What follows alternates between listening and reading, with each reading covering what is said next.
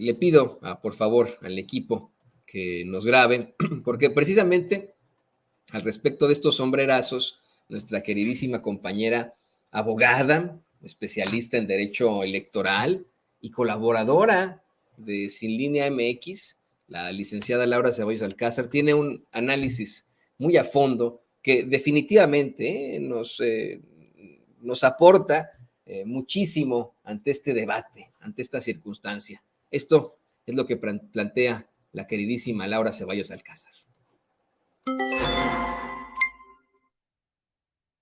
Hola, ¿qué tal amigos? Soy Laura Ceballos y esta es mi participación semanal para Sin Censura. Quaren tantum saltum equalite soli. O en español, ¿para qué tantos brincos y sombrerazos estando tan parejo el llano? Dicen que lo que es parejo no es chipotudo, o en resumidas cuentas, ¿para qué buscarle 3 pies al gato sabiendo que tiene 4? No se trata de una clase de dichos o de refranes, sino de entender que aquello que es transparente como el cristal no admite interpretaciones y tampoco es necesario encontrar vacíos en la redacción cuando es algo tan claro. Esto resulta simplemente ocioso. El pasado domingo 11 de junio se celebró una reunión entre los candidatos de Morena, Claudia Sheinbaum, Adán Augusto López, Marcelo Ebrard y Ricardo Monreal, el del Partido del Trabajo, Gerardo Fernández Noroña, y la última ocurrencia del Verde, Manuel Velasco, con el Comité Ejecutivo Nacional de Morena, a fin de establecer unas reglas mínimas de competencia que no implique la unidad en el movimiento Juntos Hacemos Historia y al mismo tiempo que reflejen orden en una contienda política interna que, hay que decirlo, no inició de manera normal, de acuerdo con los tiempos legales establecidos, sino a insistencia de los reporteros que, a punta de preguntas, obligaron al presidente a empezar a soltar nombres para la sucesión presidencial. Esto último tiene una lógica costumbrista. Por los sexenios que el juego del destape era lo más emocionante de los partidos priistas.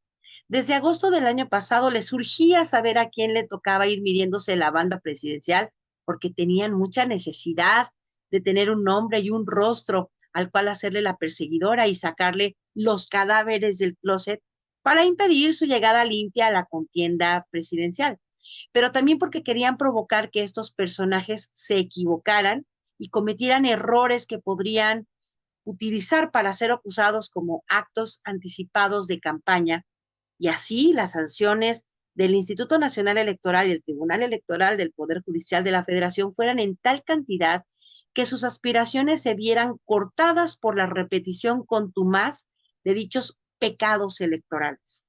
AMLO dijo Claudia, Tatiana, Rocío, pero también dijo Marcelo, luego Adán, y los que fueron levantando la mano también fueron nombrados al menos una vez.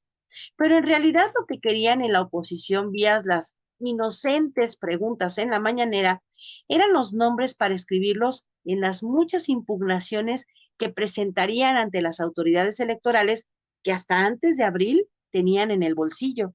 Y sí, cierto que el arranque de las campañas de Coahuila y Edomex fue acusado y castigado como actos anticipados de campaña para los nominados, pero también ridículamente para las autoridades del partido, y se les prohibió hacer todo tipo de meeting, reunión, juntamiento o sucedáneo, porque Lorenzo y sus minions estaban dispuestos a castigar cualquier acto intrapartidario de Morena, olvidando u omitiendo que la vida de los partidos políticos no es solo electoral. Se dijo que pasadas las elecciones del 4 de junio anterior, se iniciaría el proceso para la fase en la que nos encontramos, y aunque de agosto a acá parece haber pasado demasiado tiempo sin reglas claras, lo cierto es que el tiempo electoral ni siquiera ha empezado, porque será hasta la primera semana de septiembre en que formalmente se emita la convocatoria para que los partidos presenten las listas con sus aspirantes a los diferentes cargos de elección popular que se votarán el 2 de junio de 2024. Estas reglas no tendrían por qué haber sido una sorpresa para nadie, pues son un concentrado de las recomendaciones que el presidente nos da cada que tiene chance en las mañaneras. Pero yo escribí un decálogo y este es: 1. Se busca a quien sea nominado coordinador de la defensa de la transformación. 2.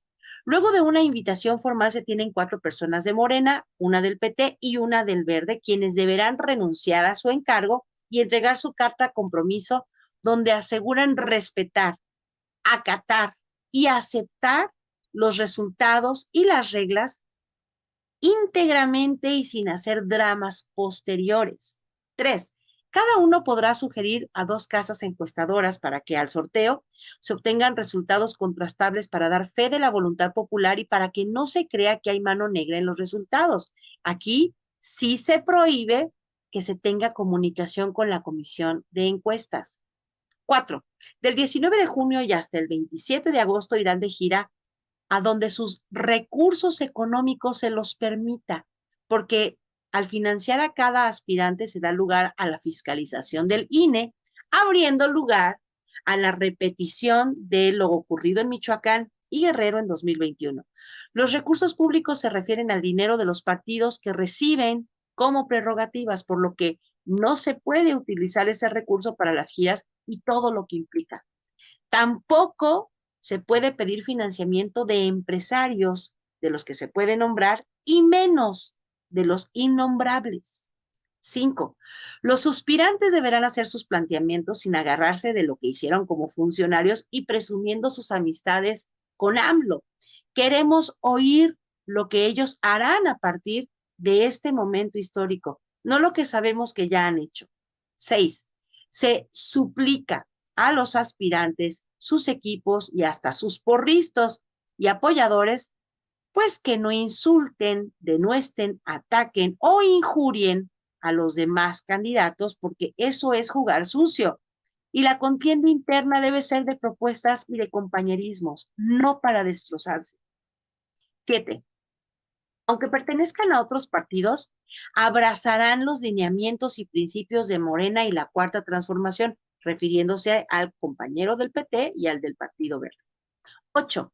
Se invita a los servidores públicos y funcionarios de cualquier ámbito que no expresen preferencia por uno u otro aspirante para que no regresemos a los tiempos de la cargada priista. En todo caso y en plena congruencia, que hagan lo que acaba de hacer Andrea Chávez y se separen de su encargo para no entorpecer su labor. 9.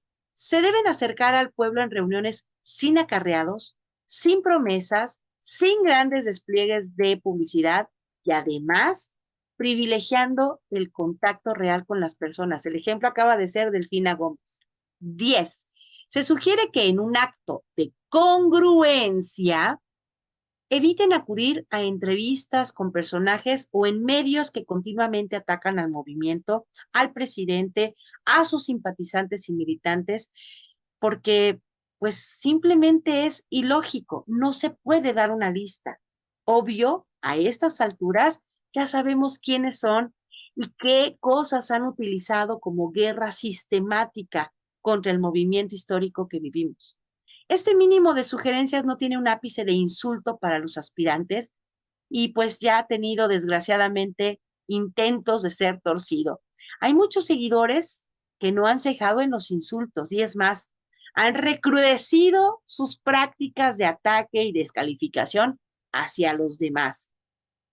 También se quiso inscribir de espontánea y completamente fuera de tiempo la expresidenta del partido sin leer el punto primero del registro de aspirantes que dice mediante invitación.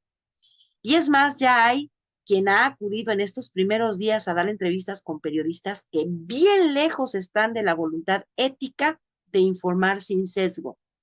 Parecería innecesario escribir que el primer valor al que se debe apelar es el respeto, pero a estas alturas se requiere refrendarlo. Respeta a quién o a quiénes, a los ciudadanos, que no queremos una crisis interna que enturbie el resultado y ocasione una pugna de desacuerdo. De este momento histórico, quien gane la encuesta deberá recibir el apoyo total de sus 5 compañeros, pero sobre todo de la ciudadanía que vaya en apoyo de quienes no ganen, porque la legitimidad dentro del movimiento siempre será el elemento más importante con el cual se gobierne México en adelante. Muchísimas gracias y nos vemos a la próxima. Qué interesante lo que nos plantea la licenciada Laura Ceballos Alcázar aquí en Sin Censura. Muy, muy detalladito estos punto por punto de lo que pues se puede hacer, lo que no se puede hacer, las determinaciones. Qué bueno que nos pueda dar claridad en este caso. Ya sabe, usted puede leer, puede ver a Laura en Sin Línea MX. Y bueno, pues le agradecemos, por supuesto, a esta la queridísima abogada especialista en Derecho Electoral, colaboradora de nuestros compañeros de Sin Línea, la licenciada Laura Ceballos Alcázar, a quien usted puede ver y escuchar aquí en vivo todos los lunes, junto con la queridísima corresponsal de Sin Censura, Alina Duarte. Y bueno,